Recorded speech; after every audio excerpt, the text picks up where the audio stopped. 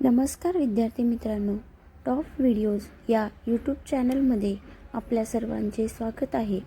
आज 25 फेब्रुवारी 2026 आजच्या दिवसाचे चालू घडामोडीचे टॉप प्रश्न या व्हिडिओमध्ये घेणार आहोत.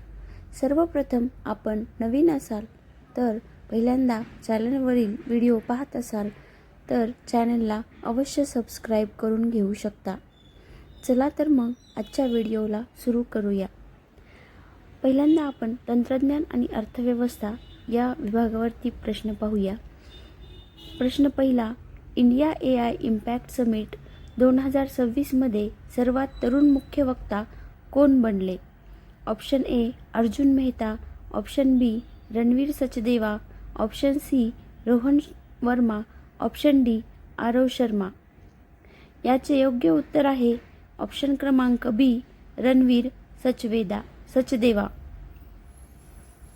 इंडिया AI इम्पॅक्ट समिट 2026 मध्ये 8 वर्षीय रणवीर सचदेवा हे कार्यक्रमाचे सर्वात तरुण मुख्य वक्ता किंवाच तरुण कीनोट स्पीकर म्हणून उपस्थित होते.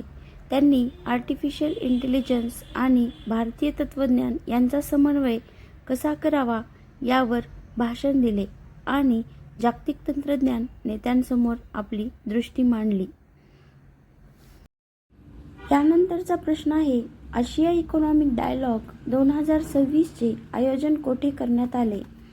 यासाठी option A Mumbai, option B Navi Delhi, option C Pune, option D Bengaluru. तर या प्रश्नाचे करेक्ट आन्सर आहे ऑप्शन क्रमांक सी पुणे. आशियाई इकॉनॉमिक डायलॉग 2026 चे आयोजन पुणे येथे करण्यात आले आहे. हे 7व्या आवृत्तीचे आहे.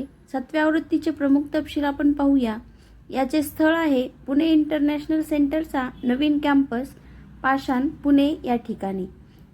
तर याचा दिनांक म्हणजे कालावधी आहे 26 ते 28 फेब्रुवारी 2026. आयोजक परराष्ट्र मंत्रालय आणि पुणे इंटरनॅशनल सेंटर यांच्या संयुक्त आयोजनाने. याची थीम आहे Jio economic beyond globalisation, tariffs, technologies and strategic alignments. या परिषदेमध्ये भारत, इस्रायल, श्रीलंका, सिंगापूर या देशांसह 9 देशातील 45हून अधिक वक्ते सहभागी झाले आहेत. तिसरा क्वेश्चन आहे, भारताने नुकत्याच कोणत्या आंतरराष्ट्रीय सेमीकंडक्टर भागीदारीत सहभाग नोंदवला?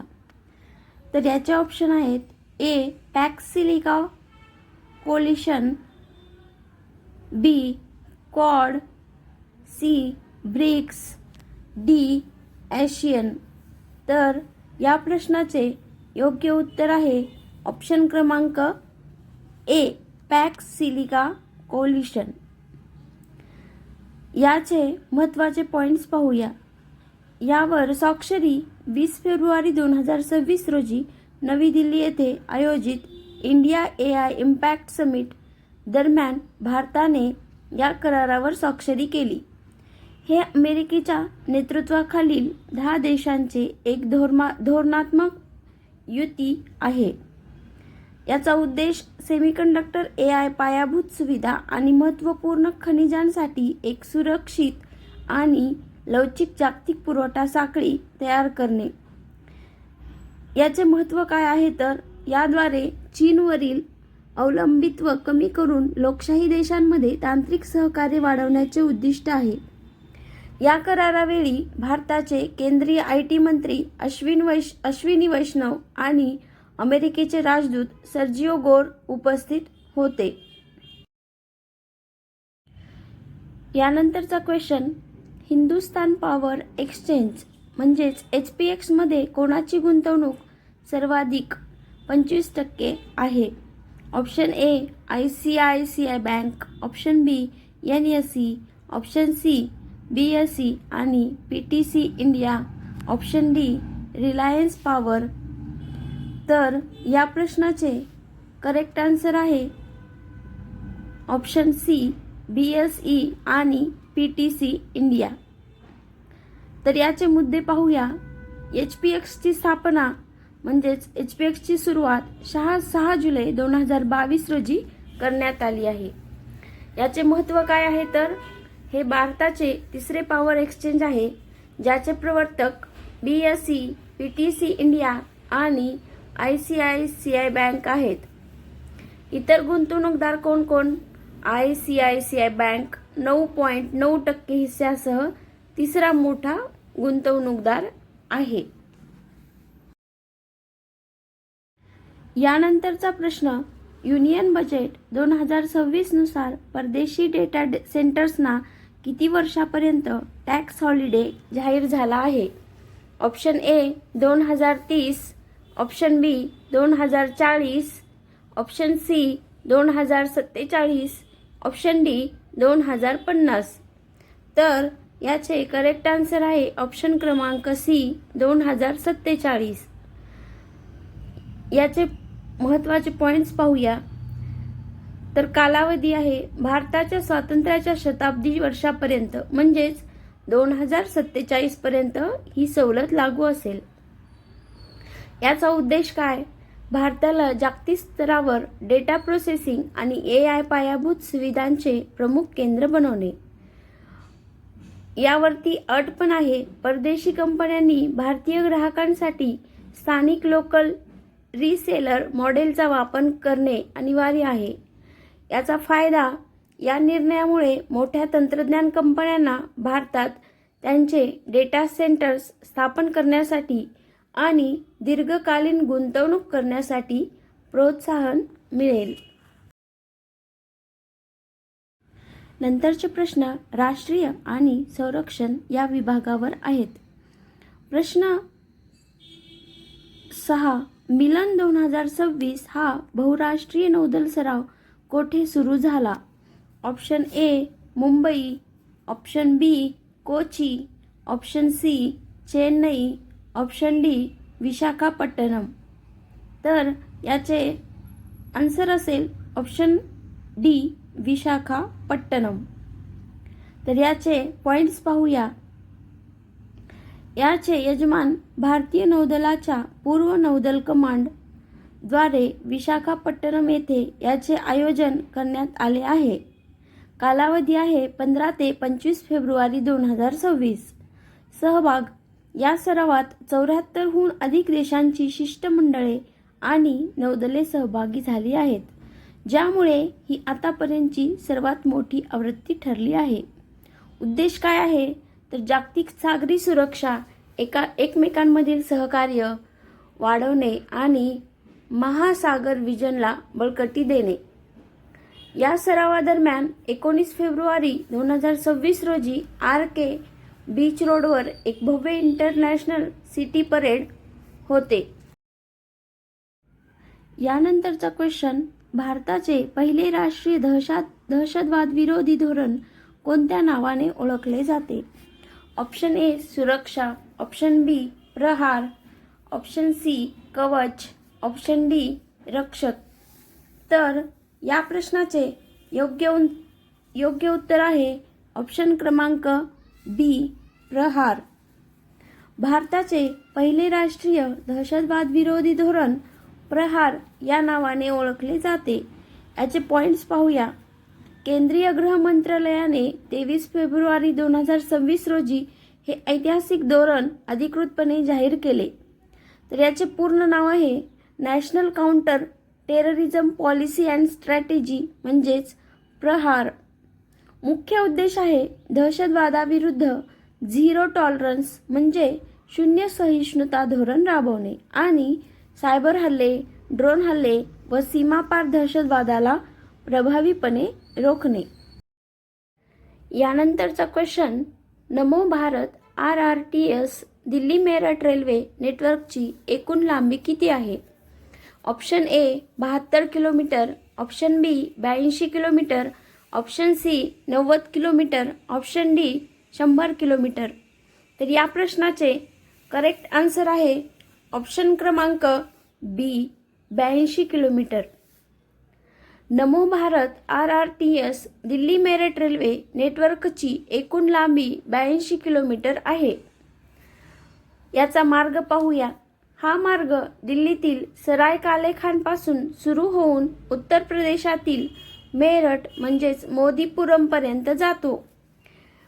यामुळे दिल्ली आणि मेरठमधील अंतर केवळ 60 मिनिटात कापले जाते. या ठिकाणी याचे टप्पे पाडले होते ते पाहूया. यातील साईबाबा ते दुहाई दरम्यानचा 17 किलोमीटरचा प्राधान्य विभाग ऑक्टोबर 2023 मध्ये सुरू झाला होता, तर संपूर्ण 82 किलोमीटरचा मार्ग 2025च्या अखेरपर्यंत म्हणजेच 2026च्या सुरुवातीला पूर्ण करण्याचे उद्दिष्ट आहे. या गाड्यांचा ताशी कमाल वेग 180 किलोमीटर असून सरासरी वेग 100 किलोमीटर आहे. यानंतरचा क्वेश्चन, कोणत्या भारतीय रेल्वे स्थानकाला नुकतेच ईट राईट स्टेशन प्रमाणपत्र मिळाले? Option A Chhatrapati Shivaji Maharaj terminus, option B Pune railway स्थानक, ऑप्शन सी नागपूर रेल्वे स्थानक, option D Navi Delhi railway स्थानक. तर या प्रश्नाचे करेक्ट आन्सर आहे ऑप्शन क्रमांक ए छत्रपती शिवाजी महाराज टर्मिनस. याचे महत्त्वाचे मुद्दे पाहूया. हे प्रमाणपत्र देणारी संस्था भारतीय अन्न सुरक्षा आणि मानक प्राधिकरण ही आहे. याचे निकष आहेत प्रवाशांना सुरक्षित, स्वच्छ आणि पौष्टिक अन्न उपलब्ध करून देणे. याचे पहिले स्थानक आहे मुंबई सेंट्रल. हे देशातील पहिले ईट राईट स्टेशन ठरले होते. नुकतेच म्हणजेच 23 फेब्रुवारी 2026 ईशान्य सीमांत रेल्वेच्या दिमापूर, अलीपुरद्वार, कोकराझार, गोलकगंज आणि न्यू मॉल जंक्शन या 5 स्थानकांनाही हे प्रमाणपत्र मिळालेले आहे. यानंतर आपण महाराष्ट्र विभागावर म्हणजे महाराष्ट्र विशेष विभाग पाहूया. प्रश्न क्रमांक 10, महाराष्ट्र अर्थसंकल्पीय अधिवेशन 2026 मध्ये कोणत्या जिल्ह्यासाठी नवीन कृषी विद्यापीठ जाहीर झाले? Option A Sangli, option B Latur, option C Gadchiroli, option D Dharashiv. तर या प्रश्नाचे करेक्ट आन्सर आहे ऑप्शन क्रमांक बी लातूर. महाराष्ट्र अर्थसंकल्पीय अधिवेशन 2026 मध्ये लातूर जिल्ह्यासाठी नवीन कृषी विद्यापीठ जाहीर झाले आहे. याचे पॉइंट्स पाहूया. याचा उद्देश आहे मराठवाडा विभागातील कृषी संशोधनाला गती देणे, तसेच स्थानिक शेतकऱ्यांना आधुनिक तंत्रज्ञानाची जोड देणे. याचे स्थान आहे हे विद्यापीठ लातूर येथे स्थापित केले जाईल. या ठिकाणी आधीच प्रगत कृषी महाविद्यालय कार्यरत आहे. यामध्ये या अर्थसंकल्पात AI फॉर ॲग्री म्हणजेच कृषी क्षेत्रातील कृत्रिम बुद्धिमत्ता आणि नैसर्गिक शेतीला प्रोत्साहन देण्यासाठी विशेष तरतूद करण्यात आली असून नवीन विद्यापीठे यात महत्त्वाची भूमिका बजावतात. यानंतरचा क्वेश्चन, नुकत्याच झालेल्या शिवजयंती उत्सवाचे अधिकृत राज्यस्तरीय आयोजन कोठे करण्यात आले? ऑप्शन ए रायगड किल्ला, ऑप्शन बी शिवनेरी किल्ला, option C Pratapgad, option D Lal Mahal. तर याचे करेक्ट आन्सर आहे ऑप्शन बी शिवनेरी किल्ला. याचे आपण पॉइंट्स पाहूया. शिवनेरी हा छत्रपती शिवाजी महाराजांचा जन्म किल्ला असल्याने दरवर्षी येथे मुख्य शासकीय सोहळा आयोजित केला जातो. या सोहळ्याला उपस्थिती होती महाराष्ट्राचे मुख्यमंत्री, उपमुख्यमंत्री आणि अन्य मंत्रिमंडळ सदस्य.